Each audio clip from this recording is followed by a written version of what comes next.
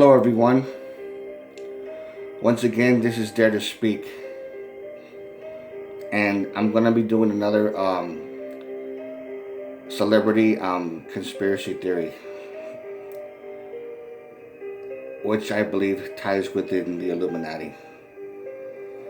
And I kind of wanted to do this for the longest anyway. With other celebrity deaths or murders or whatever, this one definitely pans out, in my opinion, as a murder by its own Illuminati, known as the Triads, an organized crime syndicate. And what it has to do with the famous celebrity Bruce Lee. And me being a martial arts fan and him being my idol ever since I was a little kid.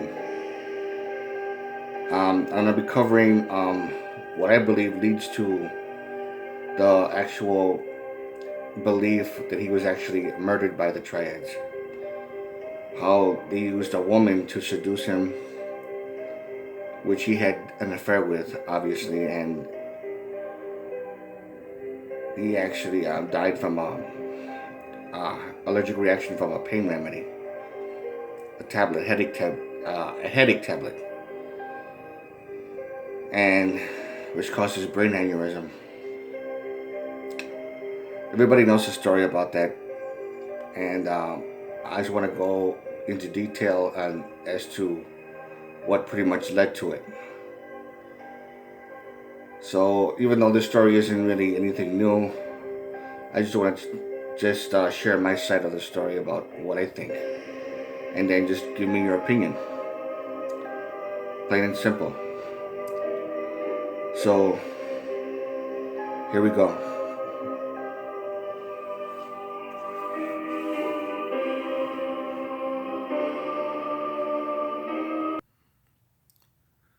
There was a great deal of controversy surrounding Bruce Lee's death. And it's my understanding, from what I learned for so many years, and the conclusion that I came down with, that he was actually murdered by the Chinese Triads. Basically because of the fact that he was a threat to them. For many different reasons. And from what I learned from one documentary, here's actually one of the reasons. Bruce was getting out of the martial arts mainstream. He was getting into film production. He was getting into a different world that was very new to him. But he was learning very rapidly, how to deal with it. And he was also seeing it as a potential out for him to get out of the martial arts and not only be identified as a martial artist. But at the same time, he began to get a little paranoid that as he became more famous, that people were not his friends, that they were coming after him for what they could get. And that he was accepting that he had truly a unique ability, especially in the martial arts, because he had never seen anybody else that could do what he could do. So he was perceiving himself as very possibly being able to revolutionize the film industry in Hong Kong. So he suddenly began to have a lot of enemies who suddenly saw him as a threat. No longer is just someone who they could pay $79 a week and get him in the movies, or $1,000, it didn't matter. Now here was a guy who was actually, in a way, a threat to their professional life, their business. And that, of course, makes a whole lot of sense to me.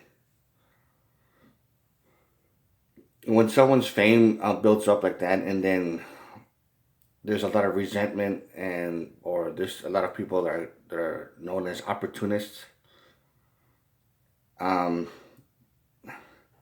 they become two-faced, basically. And from what I understand, even someone like Raymond Chow, from what I heard from one source, that he was actually getting Bruce irritated, or trying to, very much so, because it's my understanding from when I found out that Raymond Chow from Golden Harvest is actually one of those Chinese mafia crime syndicate type people. And after all, he used to be a Shaw Brothers executive. He used to be one of the Shaw Brothers executive people. And even Run Run Shaw, as crooked as he was and stuff like that. And I love Shaw Brothers. I love the kung fu movies of Shaw Brothers. And Run Run Shaw was actually one of those um, corrupted type of people. And Raymond Chow being used to be one of them, and then starts his own production and things like that. I mean, that wouldn't surprise me. And so there was a lot of pressure, and of course, um, a lot of the resentment, and I guess he made some enemies along the way. And it got to the point where he was also being challenged. He was being challenged by a lot of people, and I guess there was word going around because of the fact that hey, if you anybody who could actually kick this guy's ass, I'll offer you a movie deal or something like that, or people that had a grudge against Bruce, and also people who just wanted to pick a fight with him and see what happens, and which is not a good idea. And there's one eyewitness account that explains why.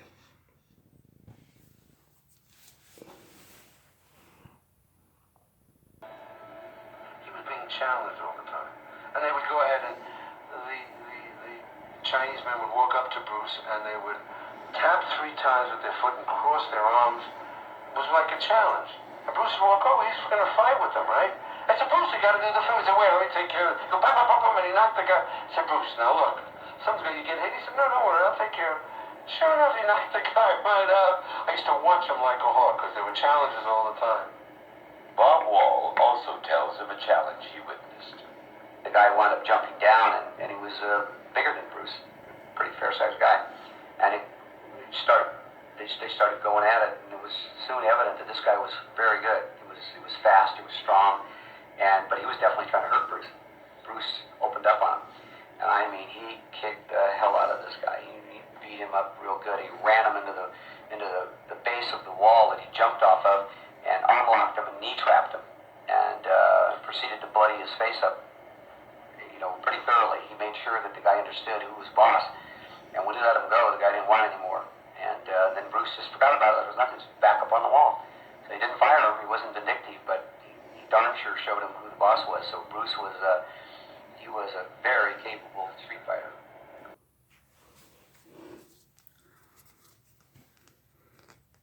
Not a smart thing to do. Definitely not a smart thing.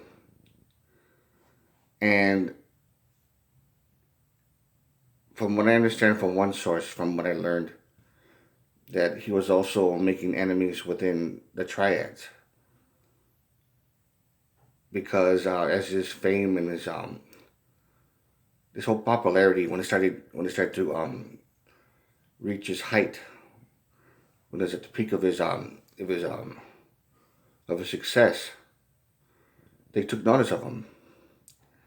And this is something excuse me, I'm sorry. And this is something that's not really unusual. And unfortunately, a lot of people that actually become rich and famous or have a potential to become more rich and famous usually catch the eye of these people. So Hong Kong has their own Illuminati in that sense. And it's just way too evident that's the case, because when Betty Ting Pei, which I believe killed him, they used her to kill him in a very subtle way, non-violent or anything like that. Otherwise, they would draw suspicion. Because if somebody were to kill him, like shoot him or something like that, or put a bomb in his car, that would explode if he turns the ignition, and that kind of thing. It would make it too obvious that he was murdered. So they wanted to make it look like either a suicide or just bad luck, which is what they ruled it as, death by misadventure, just bad luck, you know. And I can't believe that some people actually bought into that bullshit. Then there's also a lot of people who thought that, bullshit, he was murdered, and I believe that as well. So that's like another conspiracy thing. I think it's still remaining a theory, a conspiracy theory, but to me it's not. Here's one piece of evidence that's been documented by Alex Ben Black in this documentary, and he also talks about it in his book. And this pretty much proves that he's been harassed by crime syndicates. Again, their own Illuminati.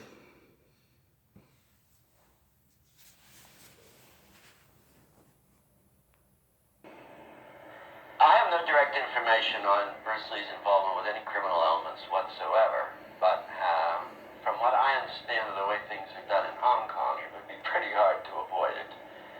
You know, even in American movie making, the mafia has put its stamp on the business many times, and it would be hard to believe over there that they wouldn't try and get a grip on a star of his caliber. There were what they call them triads or mobsters or organized crime that they came to Bruce in a number of different ways and essentially said, you play ball with us, occasionally we want you to do something, we want to skim a little money off certain projects you're involved with, and Bruce refused to play ball with them.